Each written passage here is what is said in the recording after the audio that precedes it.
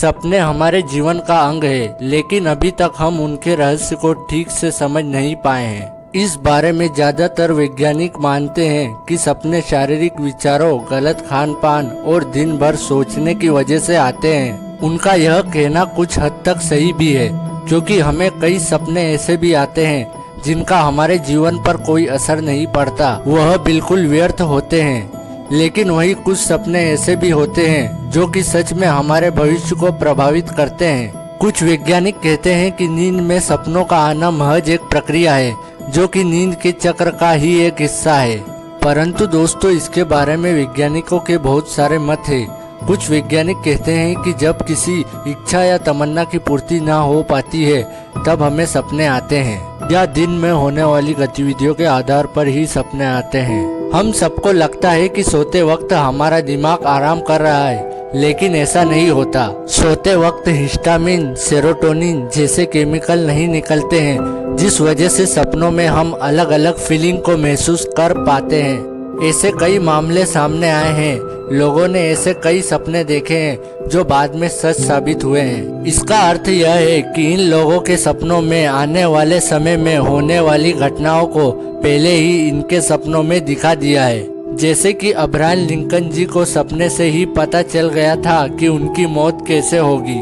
इस घटना में एक बहुत खास बात यह हुई थी कि हत्या के 2 दिन पहले ही अब्राहम लिंकन ने एक सपना देखा था कि उनकी हत्या कर दी गई है। उनके मन में इस सपने का ऐसा असर पड़ा था कि उन्होंने दूसरे ही दिन अपने जीवनी लेखक को बुलवाया और अपने सपने के बारे में लिखने को कहा, जो कि इस तरह था।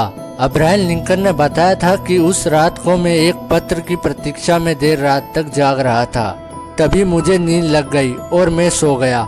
फिर मुझे नींद में सपने में ऐसा महसूस हुआ जैसे बहुत सारे लोग रो रहे हैं। मैं अपना बिस्तर छोड़कर सीढ़ियों से नीचे उतर गया और चारों तरफ घूमकर देखने लगा कि दुख भरी रोने की आवाज ने वातावरण के सन्नाटे को भंग कर दिया था, लेकिन वह सभी मुझे दिखाई नहीं दे रहे थे। तभी मैं एक कमरे से दूसरे कमरे की ओर गया। मैंने वहां देखा कि एक मंच पर सफेद कपड़ों में लिपटा हुआ एक शव रखा है और उसके चारों ओर सैनिक खड़े हैं। शव का चेहरा ढका हुआ था।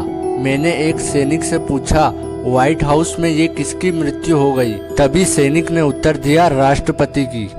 कहने की आवश्यकता नहीं कि इसके बाद 14 अप्रैल 1864 को अब्राहम लिंकन को गोली मारकर हत्या कर दी गई थी। इस घटना को सुनकर कई लोग चौंक गए थे। अब्राहम लिंकन की तरह ही वार्ड डफरिन भी एक ऐतिहासिक पुरुष थे। एक बार आयरलैंड में जब वह अपने किसी दोस्त के घर पर ठहरे थे, तब उन्होंने सपने में देखा कि वे किसी जंगल में जा रहे हैं। वे तेजी से आगे बढ़े और देखा कि एक व्यक्ति पीठ पर बड़ा सा संदूक लाद कर जा रहा है। डफरिन ने जोर से आवाज देकर पूछा, इस बॉक्स में क्या है? वह व्यक्ति उनकी तरफ मुड़ा तो उसका चेहरा इतना विकराल और डरावना था कि वार्ड डफरिन अपनी जगह पर चुपचाप खड़े रहे।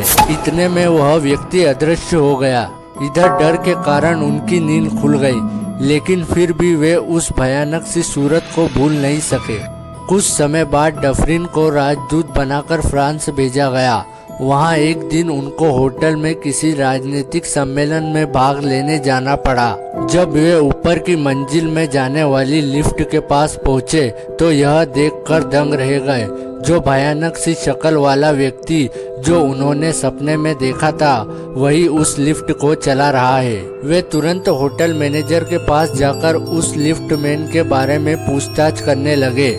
इतने में ही वह लिफ्ट मकान की 5वीं मंजिल पर पहुंचकर टूटकर गिर पड़ी और उसमें सवार सभी व्यक्ति की मृत्यु हो गई। इस सपने की वजह से वार्ड डफरिन की जान बच गई। इसके बाद यह घटना चारों ओर फैल गई और सभी समाचार पत्रों में इसका उल्लेख भी किया गया।